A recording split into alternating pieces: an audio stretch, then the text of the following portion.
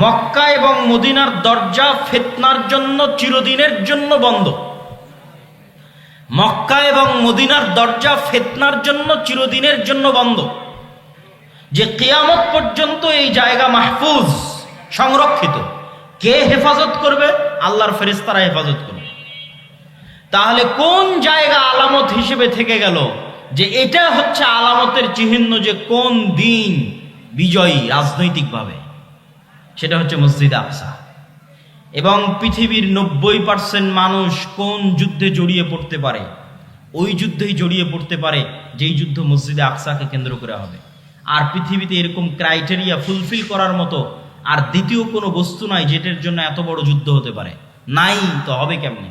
যুদ্ধ হওয়ার জন্য কারণ থাকা লাগবে।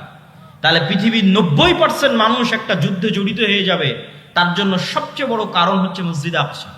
যেই সমস্ত আল মালহামাল কুবরার কথা রাসূলুল্লাহ সাল্লাল্লাহু আলাইহি ওয়াসাল্লাম বলেছেন যে কিয়ামতের পূর্ব মুহূর্তে এমনও যুদ্ধ হবে যে একটা পাখি উঠতে উঠতে ক্লান্ত হয়ে যাবে লাশের উপর দিয়ে। কারো যদি 100 সন্তান থাকে তাহলে 99টা সন্তান মারা যাবে। লাশের উপর দিয়ে উঠতে উঠতে পাখি ক্লান্ত হয়ে লাশের উপরেই পড়ে যাবে। তথা পৃথিবীর 90% মানুষ এই যুদ্ধে অংশগ্রহণ করবে।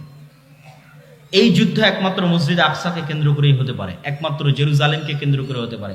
কেন? এখানে কারণ আছে। কারণ এটাই যে আপনি আজকে আমেরিকাকে প্রস্তাব দেন যে আপনাদেরকে আমরা মুসলমানেরা সারা দুনিয়া দিয়ে দিতে চাই, শুধু মসজিদে আকসা আমাদের দিতে হবে। তারা রাজি হবে না। জেরুজালেম আমাদের দিতে হবে, রাজি হবে না। আপনি ইহুদিদের বলেন যে তোমাদের জন্য আমরা নতুন একটা জান্নাত বানিয়ে দেব ইউরোপ আমেরিকার মধ্যে, তোমরা যাও সেখানে। এখানে কেন এসেছে? তারা এখানে এসেছে ধর্মীয় কারণে। আর আমরা সমাধান করতে যাচ্ছি পলিটিক্যাল, জাতীয়তাবাদী অথবা ধর্মনিরপেক্ষতাবাদী চেতনা দিয়ে নাকি মসজিদ আকসা উদ্ধার হবে। আর এই বিষ বাষ্প ফিলিস্তিনিদের মধ্যে ঢুকিয়ে দিয়েছে যে তোমরা জাতীয়তাবাদী চেতনায় আর ধর্মনিরপেক্ষতাবাদী চেতনায় চেষ্টা করো, তাহলে মসজিদ আকসা তোমাদের উদ্ধার হবে। বাবা, যারা মসজিদে আকসা জেরুজালেম দখল করেছে তারা জাতীয়তাবাদী চেতনাতেও দখল করেনি, ধর্মনিরপেক্ষতাবাদী চেতনাতেও দখল করেনি। তারা শুধুই শুধু সির্ফ ধর্মীয় চেতনা থেকে মসজিদে আকসা এবং জেরুজালেম দখল করেছে এবং এখনো অপেক্ষায় আছে কখন এই মসজিদে আকসা ভেঙ্গে এই মসজিদে আকসাতে ইহুদিদের জন্য সিনাগগ তৈরি করা হবে। সেই দিন এখনো আসেনি, তারা সেটার অপেক্ষা। তাদের টার্গেট হচ্ছে ওইটা।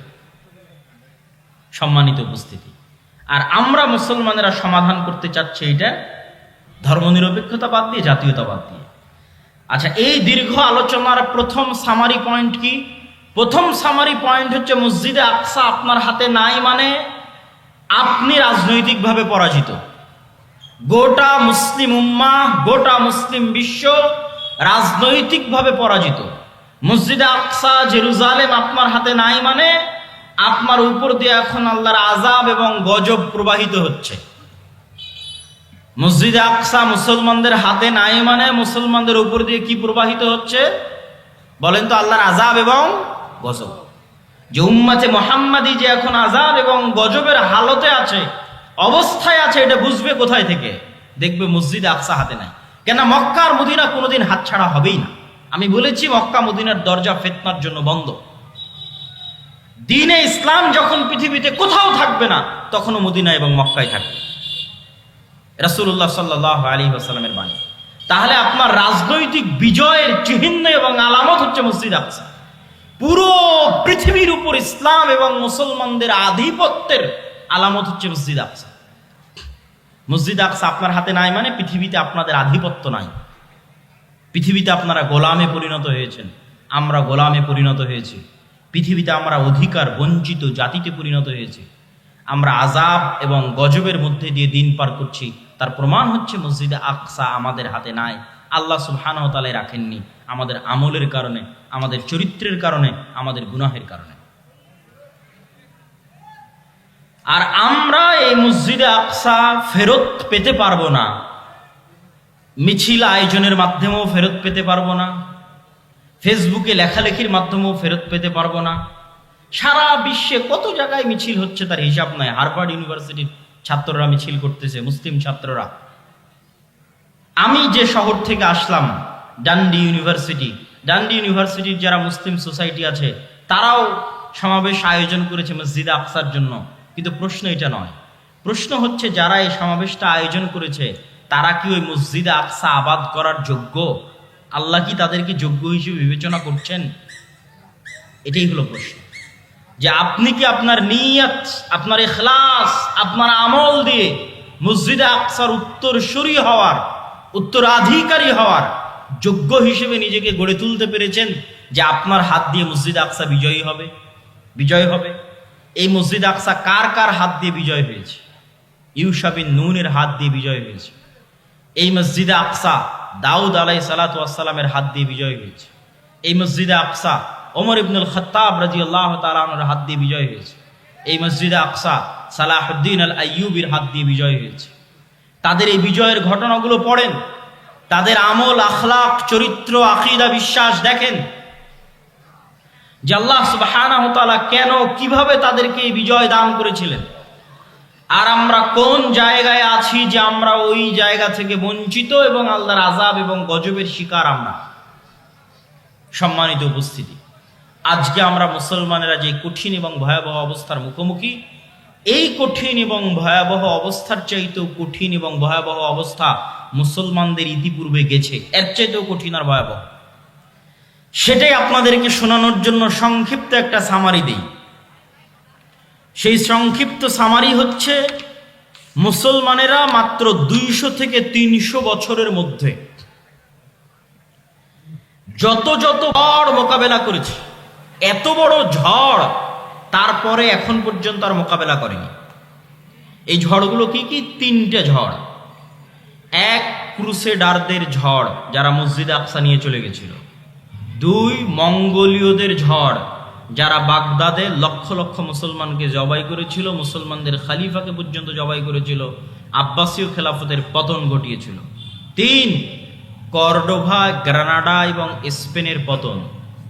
সুকুত আন্দালুসের পতন, স্পেন, কর্ডোভা, গ্রানাডার পতন। 3টে।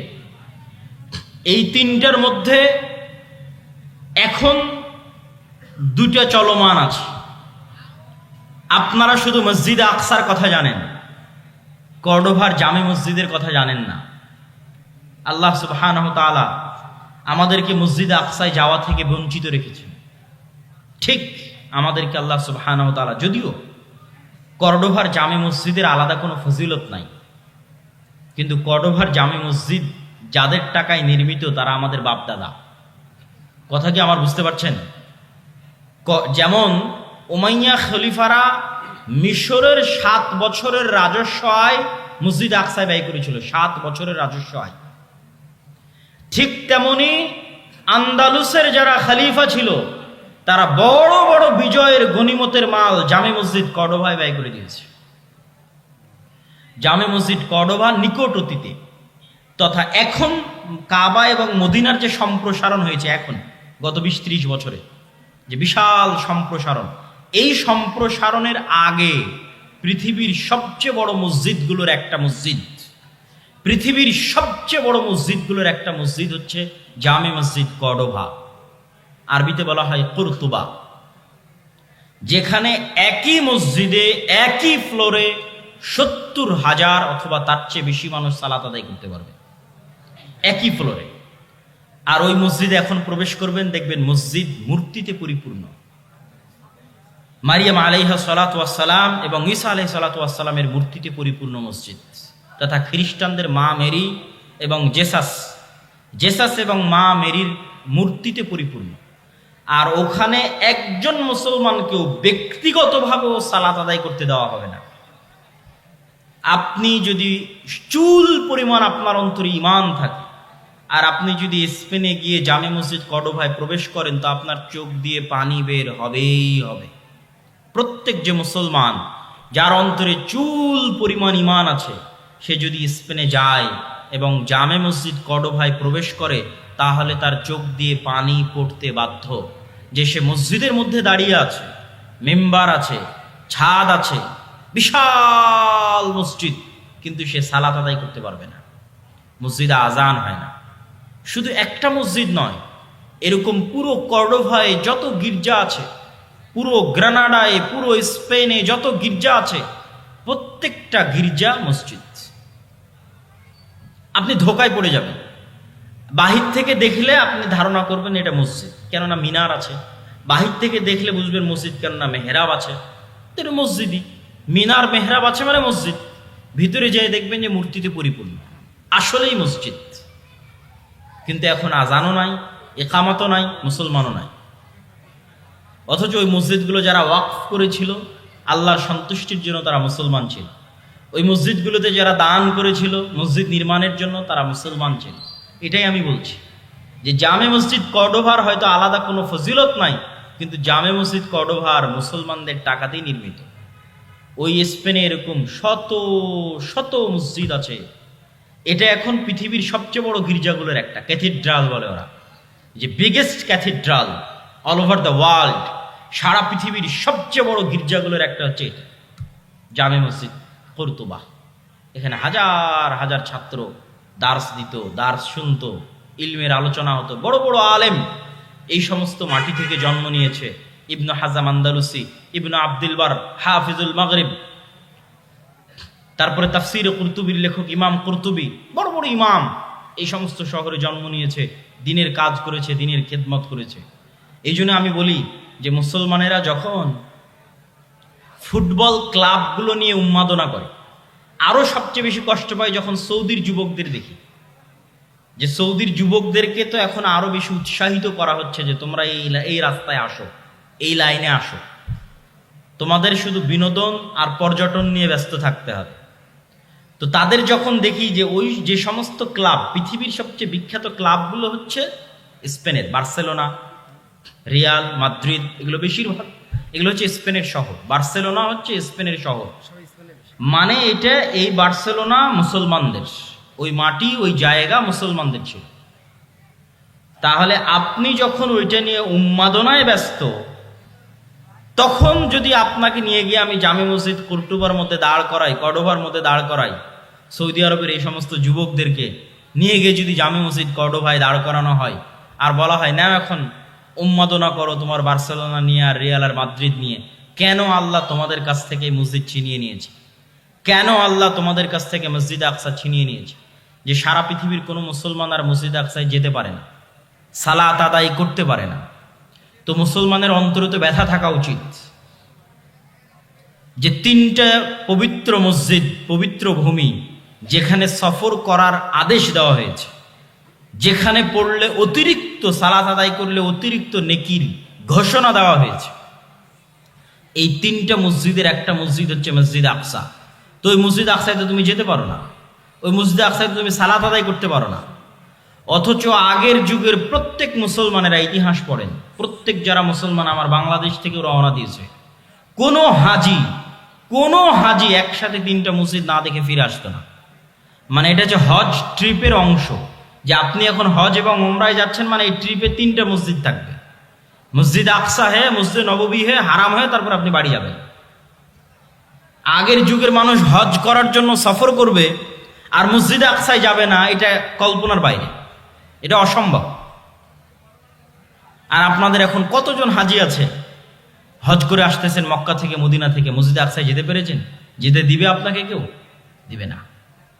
সম্মানিত উপস্থিতি, এই কষ্ট অন্তরে থাকতে হবে।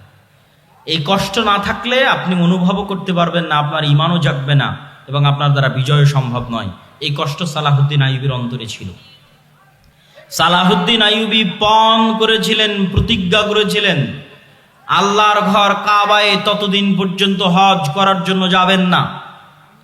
আল্লাহর ঘর কাবায় ততদিন পর্যন্ত হজ করার জন্য যাবেন না যতদিন না আল্লাহর আর একটা ঘর মসজিদ আকসা। কার ঘর বলেন? মসজিদ আকসা কার ঘর?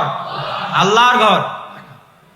আমি ততদিন পর্যন্ত মক্কার কাবা জিয়ারতে যাব না যতদিন না আল্লাহ সুবহানাহু ওয়া তাআলার আরেকটি ঘর, যেটা মক্কার কাবা তৈরি হওয়ার 40 বছর পর তৈরি করা হয়েছিল, যেই ঘরে যুগে যুগে অসংখ্য নবী প্রেরিত হয়েছে, যেই এলাকাকে আল্লাহ আমাদের পবিত্র কোরআনে বরকতময় এলাকা বলে ঘোষণা করেছেন কয়েক জায়গায়। আমাদের পবিত্র কোরআনে পবিত্র ভূমি হিসেবে ঘোষণা করেছেন কয়েক জায়গায়, সেই আল্লাহর তৃতীয় ঘর মুক্ত না করা পর্যন্ত আমি সালাহুদ্দিন আইয়ুবী আল্লাহর আর একটা ঘর জিয়ারতের জন্য যাব না। আগে আল্লাহ সুবহানাহু ওয়া তাআলার এই ঘর মুক্ত করব, তারপরে আমি আল্লাহ সুবহানাহু ওয়া তাআলার আরেক ঘর জিয়ারতের জন্য যাব। এই হিম্মত, এই চেষ্টা, এই আবেগ সালাহুদ্দিন আইয়ুবীর ছিল, এই জন্য তিনি বিজয় করতে পেরেছিলেন। তাহলে সর্বপ্রথম আমাদের অন্তরে, আমাদের সন্তানদের অন্তরে, আমাদের স্ত্রী পুত্র কন্যার অন্তরে, এমনকি ইতিহাসে লেখা আছে, এই ইতিহাসটার সত্য মিথ্যা আমার জানা নাই, তদন্ত করার সুযোগ হয়নি, যে সালাহুদ্দিন আইয়ুবী রাহিমাহুল্লাহর আব্বা তিনি বিবাহের সময় এই শর্তেই বিবাহ করেছিলেন যে এমন মেয়েকে বিবাহ করবেন যার অন্তরে মসজিদে আকসার ভালোবাসা আছে এবং যেও চায় এমন একটি সন্তান জন্ম দিতে যে মসজিদে আকসা বিজয়ের জন্য তার জীবনকে বিলিয়ে দিবে। মসজিদে আকসা বিজয় করতে পারবে না পারবে সেটা পরের কথা, কিন্তু মসজিদে আকসা বিজয়ের জন্য তার জীবনকে বিলিয়ে দিবে, শহীদ হয়ে যাবে। এই নিয়ত কোন মেয়ের আছে তাকে আমি বিবাহ করতে চাই। সম্মানিত উপস্থিতি, সালাহুদ্দিন আইয়ুবী রাহিমাহুল্লাহর যে যুগ, আমি বলেছি তিনটে মহাবিপদ মুসলমানেরা একই সময় পার করেছে।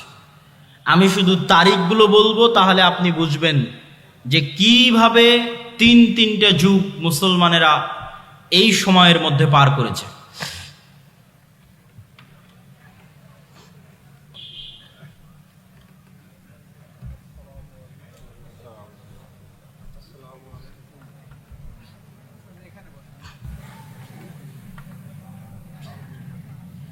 আমরা যদি 1000 খ্রিস্টাব্দ অথবা 1100 খ্রিস্টাব্দকে শুরু ধরি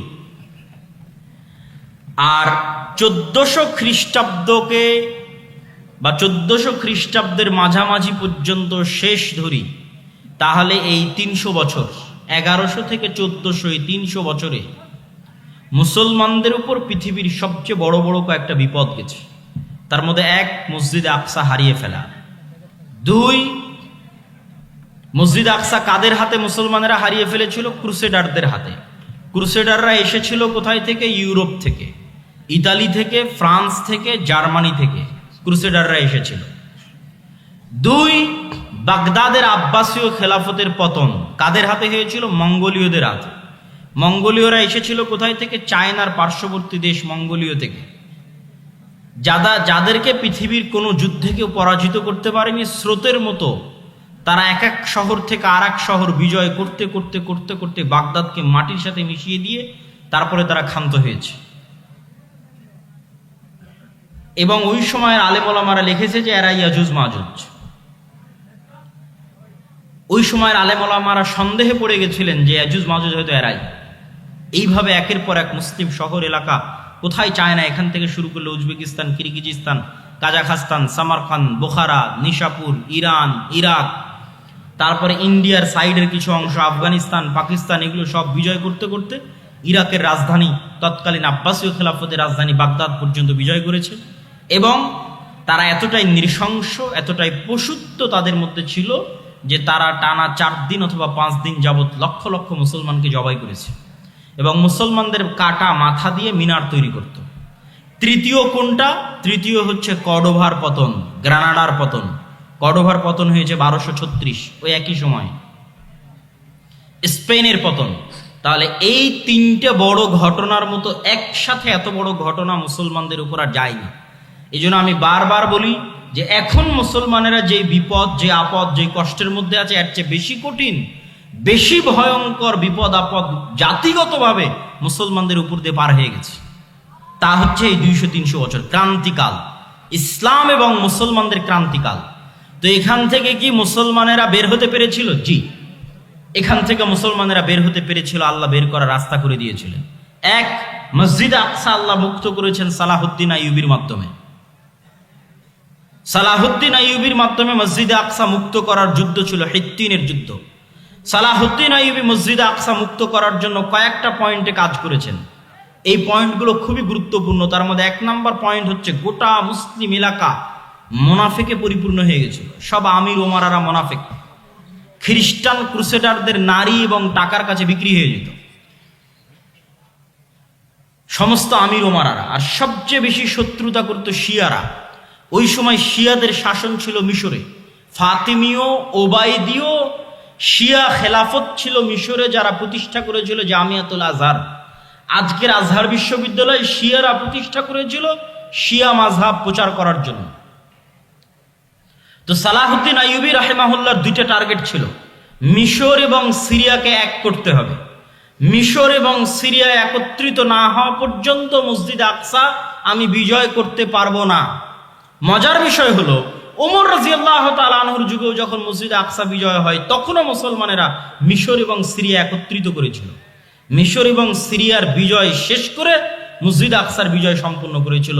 কেননা ভৌগোলিকভাবে আজও মসজিদ আকসা বিজয় করা কঠিন যদি সিরিয়া এবং মিশর আপনার হাতে না থাকে। ফিলিস্তিন বিজয় করা কঠিন যদি সিরিয়া এবং মিশরের মাটি আপনার হাতে না থাকে। এর অনেক ভৌগোলিক বিশ্লেষণ আছে, আমি লম্বা আলোচনায় যাব না। তার মধ্যে সবচেয়ে বড় ভৌগোলিক বিশ্লেষণ হচ্ছে ভূমধ্য সাগর। ভূমধ্য সাগরের পানি আপনি কি দিয়ে কন্ট্রোল করবেন? ক্রুসেডাররা সব আসতো ওই পানি দিয়ে, ভূমধ্য সাগর দিয়ে। বেশিরভাগ স্থলপথেও আসতো না তা নয়, কিন্তু পানি দিয়ে আসতো। ওই ভূমধ্য সাগরের তীর কন্ট্রোলে নিতে হলে আপনাকে সিরিয়া পুরো কন্ট্রোলে নিতে হবে, মিশর পুরো কন্ট্রোলে নিতে হবে, তাহলে প্রবেশ পথ বন্ধ। অন্তত সমুদ্র দিয়ে আর কেউ আসতে পারবে না। এবার মাটি আপনার দখলে, এখন শুধু মসজিদে আকসা বাকি। তো এটা ছিল সালাহুদ্দিন আইয়ুবী রাহিমাহুল্লাহর 1 নম্বর কৌশল। 2, সালাহুদ্দিন আইয়ুবী রাহিমাহুল্লাহ আকীদাগত যুদ্ধ লড়েছিলেন, আকীদার যুদ্ধ। তিনি শিয়াদের বিরুদ্ধে যুদ্ধ করতে করতে ক্লান্ত হয়ে গেছে। যত বেশি মুসলমানদের বিরুদ্ধে সালাহুদ্দিন আইয়ুবী যুদ্ধ করেছিলেন, মুসলিম শাসক এবং মুনাফিকদের বিরুদ্ধে, তত যুদ্ধ উনি ক্রুসেডারদের সাথেও লড়েননি, তত যুদ্ধ উনি এই খ্রিস্টানদের সাথেও লড়েননি। ওনার দিনই পার হয়ে গেছে, সময় বয়সে পার হয়ে গেছে শুধু মুসলমানদের সাথে যুদ্ধ করতে করতে, মুসলিম আমির ওমারাদের মুনাফিকি দূর করতে করতে। তার একটা বড় কারণ ছিল শিয়া মাযহাব। এই শিয়া মাযহাব থেকে মিশরকে মুক্ত করার জন্য আরেকটা মাদ্রাসা প্রতিষ্ঠা হলো মাদ্রাসা নিজামিয়া। নিজামুল মুলক তিনি এই মাদ্রাসা প্রতিষ্ঠা করলেন। তার নামে মাদ্রাসার নাম হলো মাদ্রাসা নিজামিয়া। যে মাদ্রাসা নিজামিয়াকে প্রতিষ্ঠা করা হয়েছিল জামিয়াতুল আজহারের মোকাবেলায়, শিয়া মাযহাবকে উৎখাত করার জন্য আরব বিশ্ব থেকে। এবং এই মাদ্রাসা নিজামিয়ার ছাত্রদের বড় ভূমিকা ছিল পরবর্তীতে মঙ্গোলীয়দের পতন ঘটাতে এবং পরবর্তীতে ক্রুসেডারদের পতন ঘটাতে এবং পরবর্তীতে শিয়া মাযহাব থেকে আরব বিশ্বকে মুক্ত করতে মাদ্রাসা নিজামিয়ার ছাত্রদের বড় অবদান ছিল। বড় বড় আলেম এই মাদ্রাসার ছাত্র। ইবনু আসাকির তারিখ দিমাশকের লেখক এই মাদ্রাসার ছাত্র। ইমাম গাজ্জালি এই মাদ্রাসার ছাত্র। এবং এই মাদ্রাসারই পরবর্তী উত্তরসূরিরা ছিলেন ইবনু কাসির, ইবনুল আসির, ইবনু তাইমিয়া। তাদের যুগের যারা, তারা আরো পরে এসেছেন, কিন্তু তার আগের যখন মাদ্রাসা প্রতিষ্ঠা হয় তখনকার কথা বলছি, সম্মানিত উপস্থিতি। তারপরে সালাহুদ্দিন আইয়ুবী রাহিমাহুল্লাহ মিশর বিজয় করার পর জামিয়াতুল আজহার থেকে শিয়া মাযহাবকে চিরদিনের জন্য নিষিদ্ধ করে দিলেন। এবং আজ পর্যন্ত, এখন পর্যন্ত মিশরে আর পরবর্তীতে শিয়া মাযহাব প্রবেশ করতে পারেনি, এবং জামিয়াতুল আজহার বা আজহার বিশ্ববিদ্যালয়ে শিয়া মাযহাব প্রবেশ করতে পারেনি। তারপরে এবার যখন তিনি জেরুজালেম বিজয়ের জন্য অভিযান শুরু করলেন, তখন সবচেয়ে বড় যুদ্ধটা হয়েছিল হিত্তিনের প্রান্তরে। আর ইউরোপ থেকে যারা এসেছিল, ইউরোপ হচ্ছে সব শীতকালীন দেশ, শীতকালীন কান্ট্রি। মুসলমানেরা শীতকালীন এরিয়া বিজয় করতে পারত না। স্পেন পর্যন্ত গিয়ে শেষ। স্পেনের সাথে লাগানো ফ্রান্স, স্পেনের সাথে লাগানো সীমানা ইতালির, ইতালি ফ্রান্স মুসলমানেরা বিজয় করতে পারেনি। তার সবচেয়ে বড় কারণ ছিল বরফ এবং শীত। তার পরবর্তীতে নৈতিক এবং চারিত্রিক অধঃপতন তো আছে। তারপর আজীবন ইস্তাম্বুল মুসলমানেরা বিজয় করতে পারেনি। কনস্টান্টিনোপল তখনও অবিজিত। যখনকার ঘটনা বলছি তখনও বিজয় হয়নি। এটা আমি আসবো ধীরে ধীরে এবং আমার বক্তব্য শেষের দিকে নিয়ে যাব। তাহলে কি হলো? সালাহুদ্দিন আইয়ুবী হিত্তিনের প্রান্তরে যুদ্ধ করছেন কাদের সাথে? যারা ওই সমস্ত এলাকা থেকে এসছে যেগুলোতে -ডিগ্রির শীত। তো এই জন্য সালাহুদ্দিন আইয়ুবী ওদেরকে নিয়ে চলে গেলেন মরুভূমিতে। যুদ্ধে পরাজয়ের ভান করে সবকে নিয়ে গেলেন মরুভূমিতে, যেখানে পানির কোনো ব্যবস্থা নাই, মাইল 50-100 কিলোমিটারের মধ্যে। আর চারিদিকে আগুন জ্বালিয়ে দিয়ে ব্যবস্থা করলেন গরমের, তাপের। যুদ্ধ ছিল জুন জুলাইয়ের মৌসুম। উপরে সূর্যের তাপ, নিচে মরুভূমির তাপ, আর চারিদিকে আগুনের তাপ। এই তাপ সহ্য করার জন্মগত ক্ষমতা আরবদের আছে, কেননা তারা মরুভূমিতেই বড় হয়েছে। আর যারা ক্রুসেডাররা এসেছে তারা সব এসেছিল শীত দেশ থেকে। এই জন্য গরমে গায়ের সব বর্ম, লোহার বর্ম তারা খুলে ফেলতে বাধ্য হয় এবং যুদ্ধে তাদের পরাজয় সুনিশ্চিত হয়। তবে মজার বিষয় কি? মজার বিষয় হচ্ছে ওমর রাদিয়াল্লাহু তাআলা আনহু মসজিদ আকসা বিজয় করেছেন, এক ফোঁটা রক্ত পড়েনি। সালাহুদ্দিন আইয়ুবী মসজিদ আকসা বিজয় করেছেন, এক ফোঁটা রক্ত পড়েনি। এবং আমি বিশ্বাস করি তৃতীয়বার যখন মসজিদ আকসা বিজয় হবে তখনও এক ফোঁটা রক্ত পড়বে না। এই ধারাবাহিকতা বজায় থাকবে, আল্লাহ সুবহানাহু ওয়া তাআলা সেই ব্যবস্থা করে দিবেন, এটা বিশ্বাস করি অন্তর থেকে ইনশাআল্লাহ। সম্মানিত উপস্থিতি, তাহলে একটা গেল আল্লাহ সালাহুদ্দিন আইয়ুবীর মাধ্যমে মসজিদ আকসা বিজয় করলেন। আর একটা হচ্ছে আইনে জালুতের যুদ্ধ, মঙ্গোলীয়রা বাগদাদের পতন ঘটিয়ে এগিয়ে যাচ্ছে, তিনটা মসজিদ একত্রে তাদের দখলে চলে আসবে। জেরুজালেম দখলে আসবে, মক্কায় দখলে আসবে, মদিনা দখলে আসবে। তিনটা মসজিদকে বাঁচানোর মতো ওই সময় আর কোনো শক্তিশালী শাসক ছিল না, মামলুক, মিশরের মামলুকরা ছাড়া। সালাহুদ্দিন আইয়ুবীর পরপরই 50-100 বছরের মাথায় মঙ্গোলীয়দের এই ঘটনাগুলো। তখন মামলুকদের বাদশাহ ছিল সাইফুদ্দিন কুতজ, জাহিরুদ্দিন আল বেরবাস। তাদের সাথে যুদ্ধে সর্বপ্রথম মঙ্গোলীয়রা পরাজয় ঘটে। তাহলে একদিকে জেরুজালেম উদ্ধার হলো, মঙ্গোলীয়দের পরাজয় হলো। পরবর্তীতে মঙ্গোলীয়দের কি হলো? পরবর্তীতে মঙ্গোলীয়রা নিজেরাই ইসলাম গ্রহণ করে নিল। এই জন্য আজকে যত পাকিস্তান, ইন্ডিয়াতে খান দেখেন, মুসলমানেরা সব খান, এরা সব হচ্ছে মঙ্গোলীয়দের বংশধর। মঙ্গোলীয়রা পরবর্তীতে সব ইসলাম গ্রহণ করে নিয়েছিল। তার সবচেয়ে বড় কারণ ছিল মঙ্গোলীয়রা ছিল অশিক্ষিত, মূর্খ, অসভ্য। আর তারা মুসলমানদের যে সমস্ত নারী পুরুষদের ধরে নিয়ে যেত এরা সবাই ছিল শিক্ষিত, উচ্চ মার্গের শিক্ষিত, মুসলমান নারী এবং পুরুষ না। তাদের সাথে বিবাহ বন্ধনে আবদ্ধ হওয়ায় ধীরে ধীরে ধীরে ধীরে তাদের পরবর্তী জেনারেশন ইসলাম গ্রহণ করে ফেলে। আর ক্রুসেডাররা কি হলো? ক্রুসেডাররা ফিরে চলে গেল ইউরোপে এবং আজ অবধি তারা ক্রুসেড চালাচ্ছে, চলছেই ক্রুসেড। আচ্ছা, এই দুইটা সংকট কাটিয়ে উঠে মুসলমানদের কোনো অর্জন আছে? আছে। স্পেন মুসলমানেরা ফিরে পায়নি, কিন্তু স্পেনের পরিবর্তে আল্লাহ মুসলমানদেরকে এরপরেই, স্পেনের পরিবর্তে আল্লাহ মুসলমানদের এই দীর্ঘদিন যাবৎ মুসলমানেরা কুস্তুনতুনিয়া বিজয় করতে পারে না। কুস্তুনতুনিয়া বিজয়ের ইতিহাস পড়ে দেখেন, কত শত শত সাহাবি, আল্লাহর তাবি, সাহাবিদের তাবি এই কুস্তুনতুনিয়া যুদ্ধে শহীদ হয়েছে। যত চেষ্টা করেছে পারেনি। আবু আইয়ুব আল আনসারী রাদিয়াল্লাহু তাআলা আনহু এই কুস্তুনতুনিয়া বিজয় করতে এসে শহীদ হয়ে গেছে। এই কুস্তুনতুনিয়া বিজয়ের তৌফিক আল্লাহ দিলেন কখন? ক্রুসেডারদের হাতে মসজিদে আকসা হারানোর পরে, আবার মসজিদে আকসা ফিরে পাওয়ার পরে। মঙ্গোলীয়দের হাতে মুসলমানদেরকে চরম শাস্তি এবং আযাব দেওয়ানোর পরে, আবার মঙ্গোলীয়দের হাত থেকে সে আযাব এবং শাস্তি থেকে মুক্তি দেওয়ার পরে। আর স্পেনের গ্রানাডা এবং কর্ডোভার পতনের পরে মুসলমানেরা ইস্তাম্বুল বা আজকের তুরস্ক বিজয় করে, মুহাম্মদ আল ফাতেহ, এবং উসমানীয় খেলাফতের কায়েম হয়। এবং উসমানীয় খেলাফত আমলে মুসলমানদের শান শওকত, শক্তি, সামর্থ্য বহাল ছিল। আমি আগেই বলেছি মুসলমানদের রাজনৈতিক বিজয়ের চিহ্ন কি? মসজিদ আকসা আপনার হাতে আছে কিনা? উসমানীয়দের হাতে মসজিদে আকসা ছিল।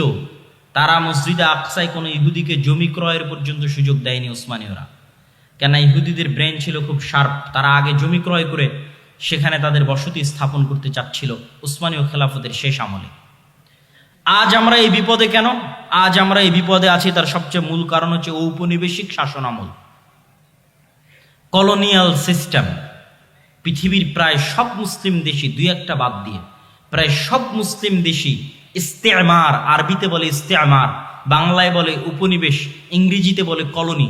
প্রায় সব মুসলিম দেশই ইউরোপের কোনো না কোনো দেশের কলোনি ছিল নিকট অতীতে। এটা হচ্ছে আমাদের উসমানীয় খেলাফতের পতনকাল থেকে নিয়ে আজ পর্যন্ত এই 150, 200, 300 বছরে, মানে আমরা যে জেনারেশন এখন অবস্থান করছি, এটা লাস্ট 200 বছর বা 250 বছর পৃথিবীর কোনো না কোনো মুসলিম দেশ, কোনো না কোনো ইউরোপিয়ান কান্ট্রির কলোনি ছিল। আমরাও 1947-এর আগ পর্যন্ত ব্রিটিশের কলোনি ছিলাম।